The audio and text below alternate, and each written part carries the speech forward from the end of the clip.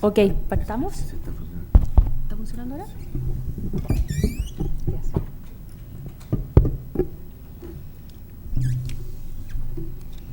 Ok, voy a leer el comunicado y después podemos discutir algunos temas. En las últimas semanas, los riesgos internacionales se han acentuado. El conflicto comercial entre China y Estados Unidos ha seguido agudizándose junto a un escenario global que sigue debilitado, aumentando la incertidumbre y los riesgos globales. Una consecuencia de ello ha sido una mayor volatilidad de los mercados financieros y un ajuste en la valorización de monedas y de activos financieros que ha llevado a varios bancos centrales a implementar o anunciar relajamientos monetarios, impactando a la baja a las curvas de rendimientos en general. En Chile, el crecimiento de la economía no ha logrado retomar fuerza, lo que se ha reflejado en resultados algo más débiles a los esperados y en revisiones a la baja de las expectativas de crecimiento económico. El cierre de brechas se ha postergado y la trayectoria esperada de la inflación se mantendría por debajo del rango meta o del centro del rango meta por un periodo más prolongado del anticipado. En este contexto, el GPM recomienda reducir la tasa de política monetaria en 25 puntos base, manteniendo el sesgo a la baja. El próximo movimiento dependerá principalmente de la evolución del escenario externo y de las condiciones financieras globales.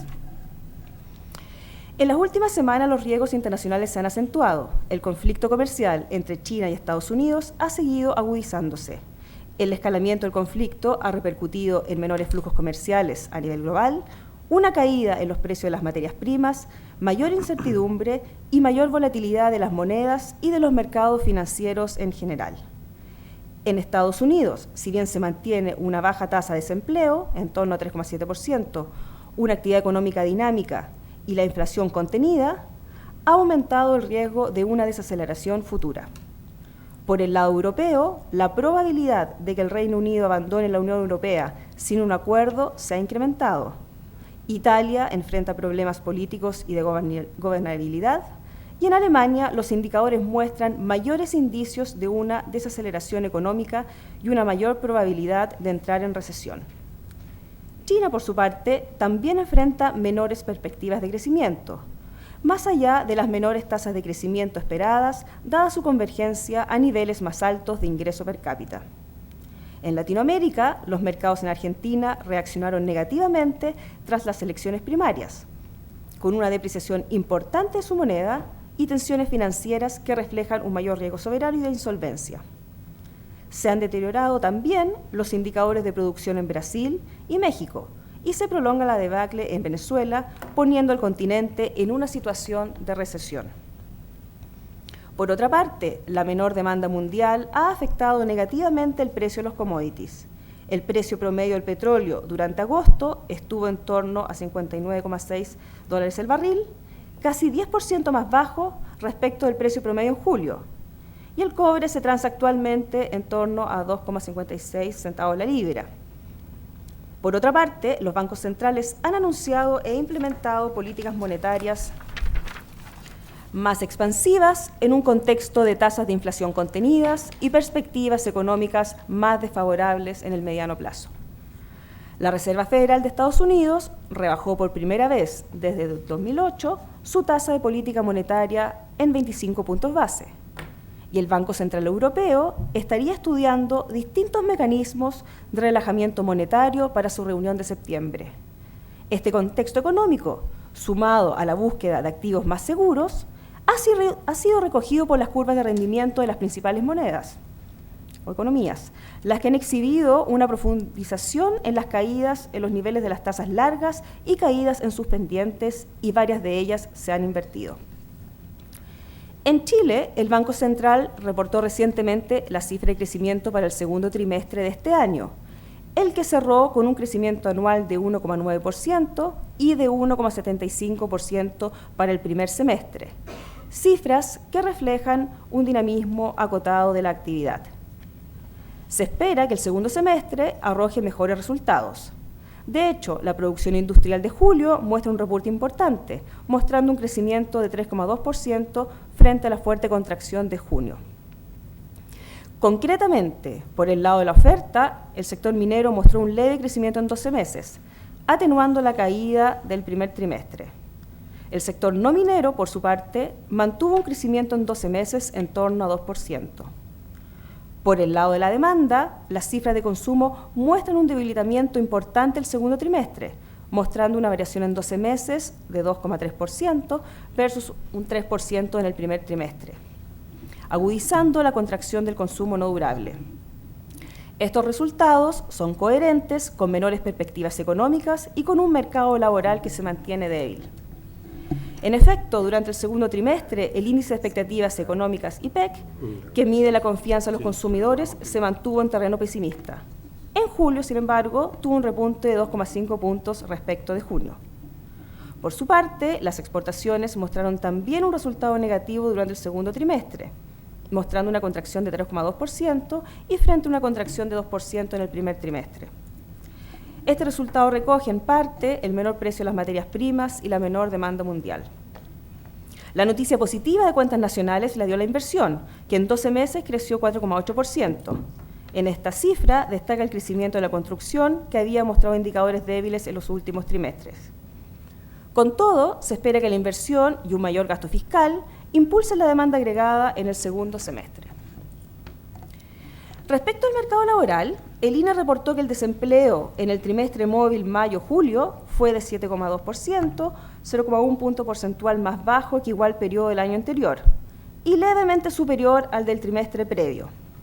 Estas cifras dan cuenta de un mercado laboral aún debilitado, pero mejorando en el margen, destacando la mayor creación de empleo, que sube desde 1% en el trimestre móvil anterior a 1,5% en este nuevo periodo, ambos en 12 meses. Dentro de la composición del empleo, destaca el crecimiento de los asalariados formales, que aumentó 1,8% en este periodo versus 1,1% en abril-junio. En esta cifra vuelve a resaltar un fuerte crecimiento del empleo público, que creció 7,8% en 12 meses, y que sigue las alzas de los periodos anteriores. En el caso del empleo asalariado privado, este dejó de contraerse. La inflación total y subyacente del IPC nuevamente muestran registros en la parte baja del rango meta en julio. La inflación total en julio fue 2,2% en 12 meses, acumulando un alza de 1,8% en lo que va del año. El IPC-SAE muestra un crecimiento de 2,2% anual, levemente por sobre el registro de junio. Finalmente, la inflación transable se ubicó en julio en 1,7%, algo más baja que los registros de mayo y junio, pero más alta que los registros de los meses anteriores. La inflación no transable anota un crecimiento en 12 meses de 2,8%, en línea con el registro de junio y mayo, que fue 2,7 y 2,9% respectivamente. En este registro de inflación ha impactado la depreciación del peso, en un contexto de apreciación del dólar a nivel global. Más allá del registro de julio, en las últimas semanas, los factores externos y la mayor incertidumbre ha seguido impactando en forma importante el valor del dólar, llegando a transarse sobre 720 pesos y mostrando en promedio un alza de 3,9% desde julio. Esta depreciación del peso impactaría los registros inflacionarios en los próximos meses, los que, de todas formas, seguirían moderados y por debajo del centro del rango meta en el mediano plazo. La encuesta de expectativas del Banco Central indica que la inflación se situaría en los próximos 12 meses algo por debajo del centro del rango meta, en torno a 2,8%, y se ubicaría en 3% al final del horizonte de planeación. Por otra parte, la encuesta de operadores financieros muestra que la inflación esperada se mantendría en todo el horizonte de planeación algo bajo el centro del rango meta, alcanzando una inflación de 2,7 y 2,8% en 12 y 24 meses respectivamente. El contexto económico muestra que es esperable que se mantengan holguras de capacidad en el mediano plazo y con ello expectativas de inflación por debajo del centro del rango meta por un periodo más prolongado que el esperado hace un tiempo. Por otra parte, reiteramos que la política monetaria puede ser un instrumento potente para estabilizar la economía frente a shocks de demanda. Sin embargo, son dudosos los efectos que ésta pueda tener para contrarrestar shocks de oferta, y particularmente los shocks que han afectado en el último tiempo al comercio mundial y que impactan el producto potencial de la economía en el mediano y largo plazo. En este contexto de cierre de brechas más lento que lo proyectado y de una inflación esperada por debajo del centro del rango meta por más tiempo, el GPM recomienda reducir la tasa de política monetaria en 25 puntos base, manteniendo el sesgo a la baja. El próximo movimiento dependerá principalmente de la evolución del escenario externo y de las condiciones financieras globales.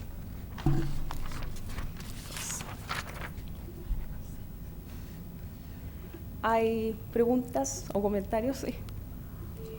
¿Cuáles fueron los motivos de decidir recomendar un recorte de 25 puntos y no de 50?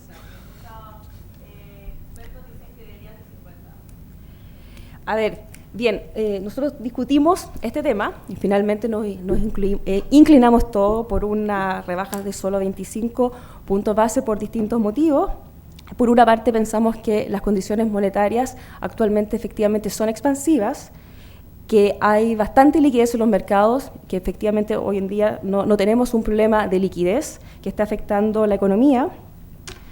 Por otra parte, el precio se ha depreciado en forma importante y si bien esto impacta principalmente la inflación de corto plazo o de mediano plazo, esto sí podría quedar un poco tiempo más en los registros inflacionarios y podría mantenerse por ese lado también un tiempo más afectando las presiones de inflación que siguen siendo bajas.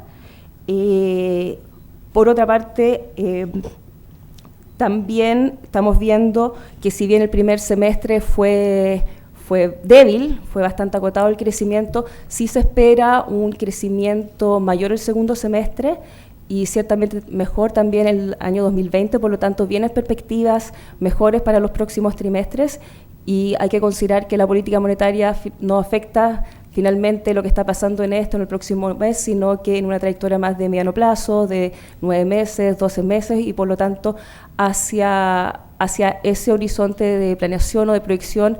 Creemos que es importante ver cómo se van desenvolviendo los factores que hoy en día son de riesgo y cómo van impactando la economía y por lo tanto no es tan claro que la economía necesite tan fuertemente un mayor impulso monetario. Y también discutimos la importancia quizás de la gradualidad de la política monetaria. En otras palabras, uno puede pensar que un banco central puede ser más activo y efectivamente hay veces que los bancos centrales son más activos y hay otros bancos centrales también que actúan más activamente bajando fuertemente la tasa y después también subiendo fuertemente la tasa cuando se hace necesario, pero en este contexto de tanta incertidumbre y de riesgo y de perspectivas económicas que van al alza, preferimos mantener un contexto de gradualidad de la política monetaria, en donde si es necesario rebajarla en el futuro, se rebajará en el futuro, pero en un contexto en que principalmente hoy en día no tenemos un problema monetario. Y por eso quizás también el último párrafo de nuestro comunicado, en el cual nosotros reiteramos que hoy en día no tenemos un problema tanto de demanda, en el fondo que la demanda esté contraída, sino que principalmente tenemos un problema de oferta tanto por propagación de shocks externos, y principalmente tenemos lo que ya hemos discutido bastante en las últimas reuniones, que es el conflicto comercial y el debilitamiento de las condiciones de comercio en el mundo. Y en el caso de nuestra economía también tenemos más bien un problema de crecimiento potencial, de problemas de productividad, de rigidez en los mercados, que son los que están afectando principalmente el crecimiento potencial de la economía. No creemos, prefiero quizás hablar más por parte mía, no creo que la política monetaria efectivamente hoy en día sea el remedio para contrarrestar ese tipo de shocks. Si bien la política monetaria es muy buena para estabilizar el ciclo, o puede ser muy potente efectivamente cuando hay problemas, expectativas que principalmente están afectando la demanda, pero actualmente no pensamos que por ahí vienen los mayores riesgos. Por otra parte, la tasa ya está lo suficientemente baja, y si uno piensa que si viniera, por ejemplo, una mayor contracción económica o viniera realmente un mayor problema, también te estarías quedando con menos grados de libertad para manejar la política monetaria. Por lo tanto, en ese contexto, en donde efectivamente todavía hay mucha incertidumbre, donde hay bastante liquidez y donde falta por materializarse distintos eventos, pensamos que una política gradual de baja de tasa de interés puede ayudar por lo menos a las expectativas de que la inflación se acerque y se mantenga cerca del centro del rango meta, pero que no se hace necesario en esta coyuntura rebajarla mayormente, porque no estamos en un problema de gran contracción económica, o que uno dijera el ambiente está tan negativo que necesitamos dar un impulso fuerte por el lado de las tasas de interés. Por esa razón adelantamos por esta decisión de rebajar solo 25 puntos base en la tasa de política monetaria. Y acá no sé si los colegas, ¿alguien quiere decir algo? No, solamente agregar eso, que al final, del punto de vista, hay un argumento más táctico con respecto a que lo que importa es la trayectoria completa de la política monetaria hacia adelante, no solamente si en esta oportunidad se baja 25 o 50 puntos base. Viene una opción obvia de bajar 50 puntos base en esta oportunidad, pero también el comunicado habla de como mantener un sesgo a la baja en la trayectoria, entonces no lo veo algo como tan distinto los 50 versus los 25 puntos base en ese contexto. Pensando quizás también de que la segunda hay que acumular un poquito más de información de cuánto se hace, porque todo se descuenta un poco la aceleración del segundo semestre, por lo menos interanualmente. El tema es ver cuánto se materializa y en qué, tanto por el lado de la oferta como por el lado de la demanda, y acumular más información de eso puede ser que ayude a moderar un poquito más cuánto dosis más de impulso monetario requiere la economía o no. ¿No? Esa es mi opinión personal.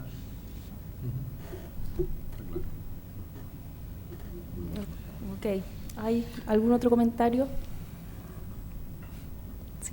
Esta semana también se va a reconocer el informe de política monetaria que dijo que tiene que ajustar el rango de crecimiento.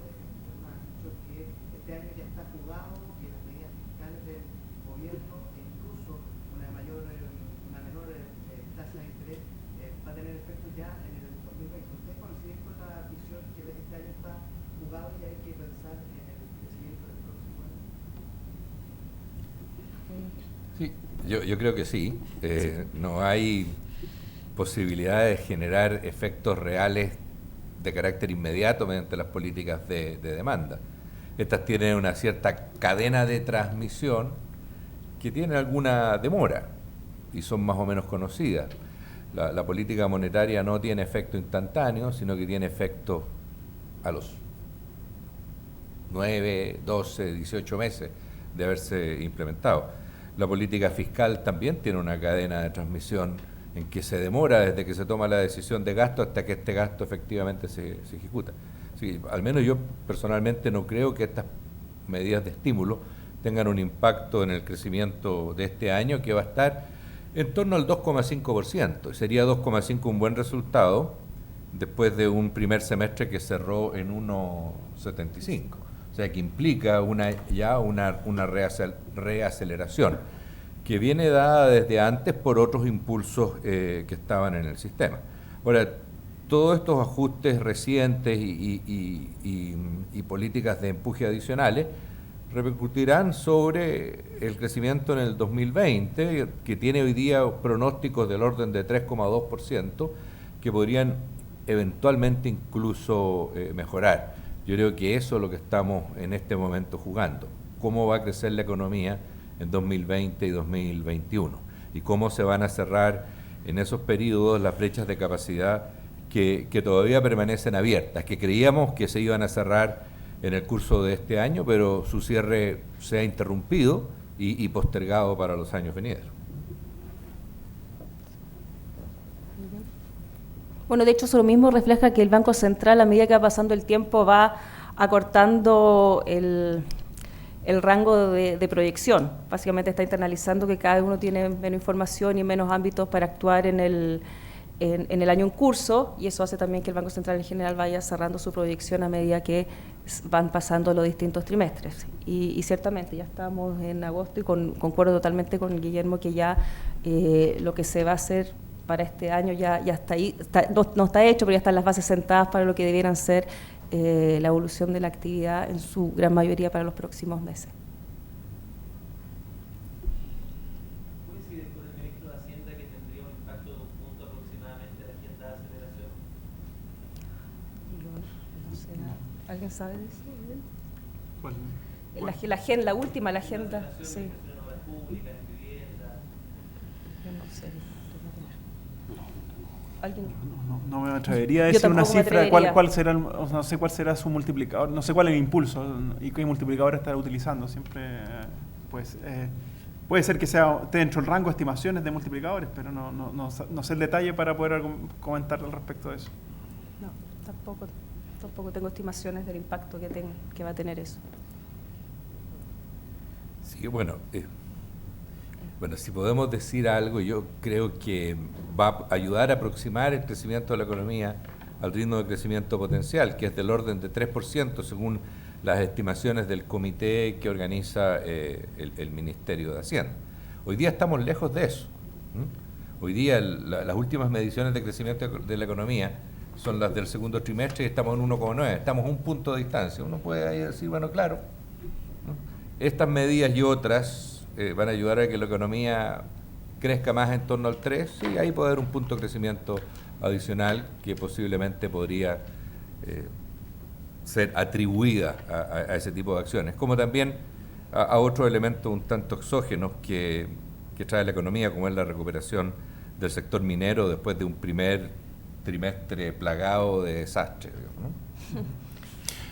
Quizás lo único que decir es que quizás más allá de pensar en las políticas, como dijo Vero y Guillermo, de las políticas de estabilización, y dado que está jugado el año, quizás a lo mejor eso abre una ventana de verdad pensar más al mediano plazo y pensar de verdad las cosas que nos pueden aumentar el crecimiento del PIB potencial. Yo creo que eso debería ser como lo prioritario, más allá de una política de reactivación que puede ser que tenga un impacto un poquito este año, a lo mejor si uno apura un poco más las estimaciones o la ejecución de lo que sea o el próximo año, pero al final, más importante para el desarrollo del país tiene que ver con incrementar el crecimiento potencial de la economía. Eso es lo que nos puede ayudar en el fondo a largo plazo. Entonces, estabilización sí puede ser que ayude.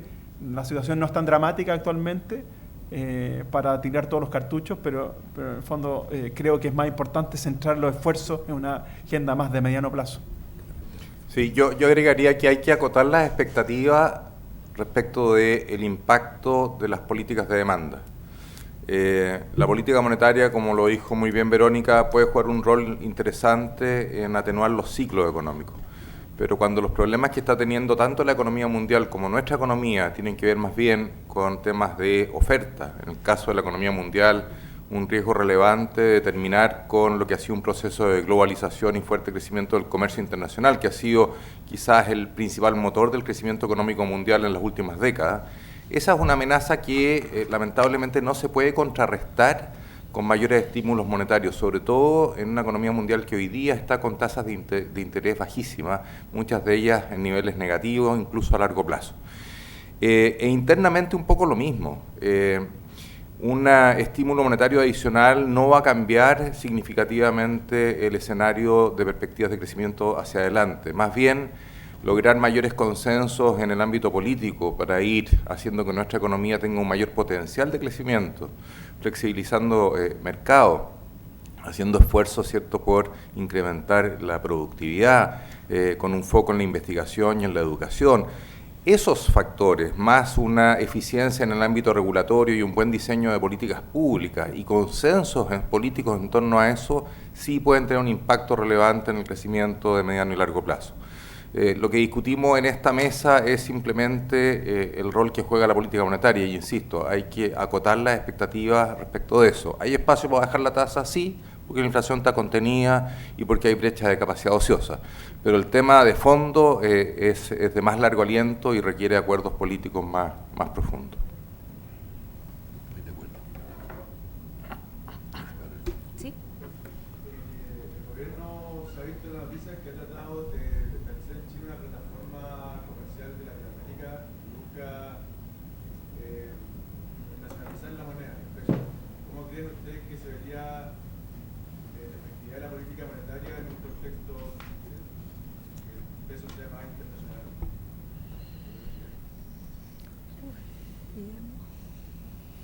No, yo creo que en un contexto de mayor movilidad de capitales y de Chile como plataforma para servicios financieros, no deberían tener un efecto demasiado significativo sobre los canales de transmisión de la política monetaria.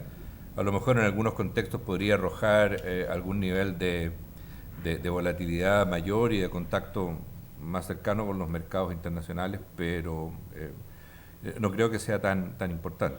Ahora, yo creo que el esfuerzo, más que estar dirigido únicamente a lo financiero, debería estar dirigido en general a la integración en materia de servicios, como una manera de complementar a la integración comercial. Y eso incluye desde los servicios ligados al turismo, los servicios ligados a la operación de empresas, a los cambios tecnológicos, a la transmisión de tecnologías, etcétera.